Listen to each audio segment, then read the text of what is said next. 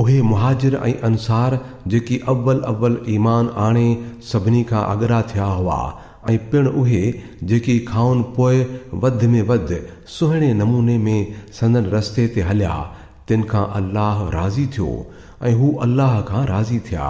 बिस्मिल्लाहिर्रहमानिर्रहीम।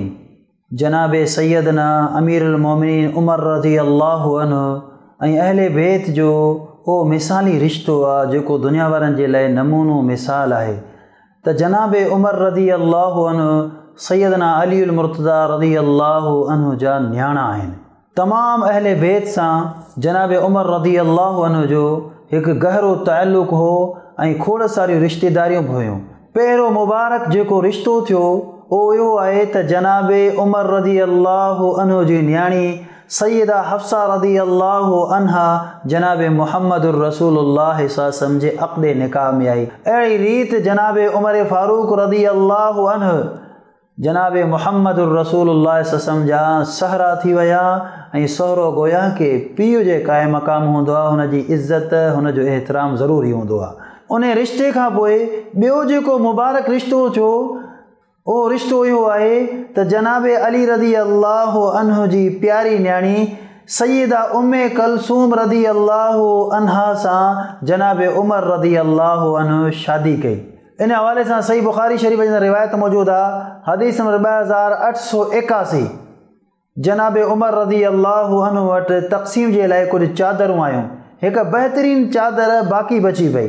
कुछ माण्हू चवण लगा हज़रत उमर रज़ी अल्लाहु अन्हु के आति हाज़ा इब्नत रसूलिल्लाहि सल्लल्लाहु अलैहि वसल्लम, तव्हां हीअ चादर नबी अलैहिस्सलातु वस्सलाम जी न्याणी खे ॾियो, रसूलुल्लाह सल्लल्लाहु अलैहि वसल्लम जी न्याणी खे ॾियो।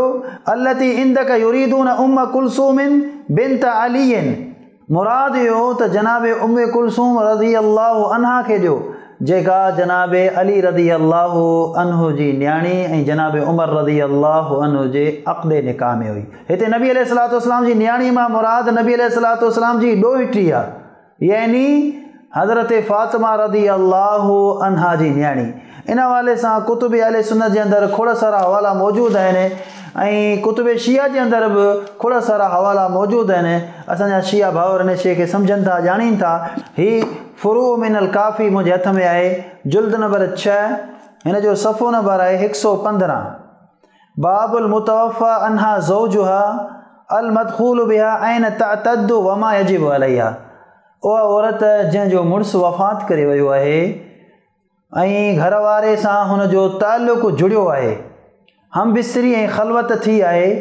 ऐन तअतद्दु वमा यजिब अलैहा, इद्दत में किथे वेहंदी ऐं हुनजे मथां कहिड़ियूं शयूं वाजिबु थियंदियूं। इन बाब जी वज़ाहत जे अंदरि पहिरीं जेका रिवायत आहे उहा रिवायत आहे अन अबी अब्दुल्लाह क़ाल सअलतुहु अनिल मरअह। मुआविया बिन अम्मार चए थो अबू अब्दुल्ला खां मूं पुछो उन औरत जे बारे में अल मुतवफ़ा अन्हा ज़ौजुहा तअतद्दु फ़ी बैतिहा औ हैसु शात। ओ औरत जंहिंजो घर वारो यानी मुड़ुसु वफ़ात करे वियो आहे त उहा पंहिंजे घर में इद्दत में वेहंदी या जिते हुनखे बहितर लॻे, जिते वणेसि। त इमाम अबू अब्दुल्ला यानी जाफ़र सादिक रहमतुल्लाह अलैह चवण लॻा बल हैसु शात, औरत जी मर्ज़ी जिते वणेसि उते वेहे। दलील छा आहे? इन अलीयन रज़ी अल्लाहु अन्हु लम्मा तूफ़िय उमरु अता उम्म कुलसूमिन फंतलक़ बिहा इला बैति। दलील इहो था ज़िक्र कनि त सैयदना उमर रज़ी अल्लाहु अन्हु जी जॾहिं वफ़ात थी, जनाब अली रज़ी अल्लाहु अन्हु आया, पंहिंजी न्याणी सैयदा उम्मे कुलसूम रज़ी अल्लाहु अन्हा खे पंहिंजे घर वठी विया, यानी उहा इद्दत में पंहिंजे घर में वेठी। त हिन रिवायत में मसलो मालूम थियो उमर रज़ी अल्लाहु अन्हु जी वफ़ात खां पोइ जनाब उम्मे कुलसूम रज़ी अल्लाहु अन्हा जेका उमर रज़ी अल्लाहु अन्हु जे अक़्दे निकाह में हुई, उनखे हज़रत अली रज़ी अल्लाहु अन्हु पंहिंजे घर वठी विया।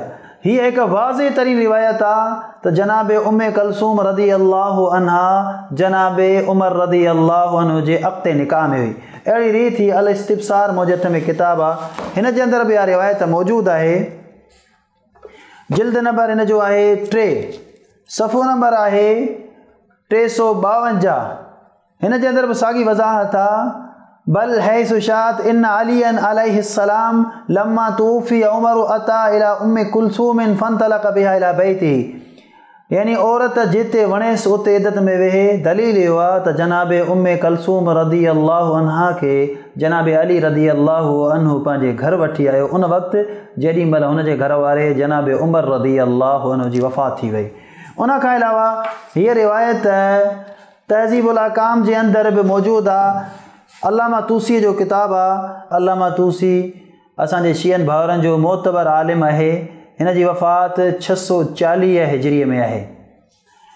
तबा ईरान आहे किताब। जुल्द नंबर हिन जो आहे 9, सफ़ो नंबर 409।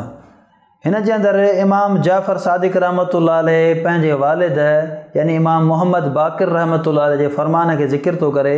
चवे थो त मातत उम्मु कुलसूमिन बिन्तु अलीइन अलैहिस्सलाम वब्नुहा ज़ैद इब्नु उमर इब्नुल ख़त्ताब फ़ी साअतिन वाहिदा। चवे थो त जनाब उम्मे कलसूम रदी अल्लाह अन्हा ऐं संदसि फ़र्ज़ंद ज़ैद बिन उमर हिकिड़े ई टाइम में वफ़ात करे विया। ॿिन्हिनि जी हिकिड़े ई टाइम में वफ़ात थी। यानी उम्मे कलसूम रदी अल्लाह अन्हा हिन जो फ़र्ज़ंद केरु आहे? ज़ैद बिन उमर बिन ख़त्ताब। छा साबित थियो?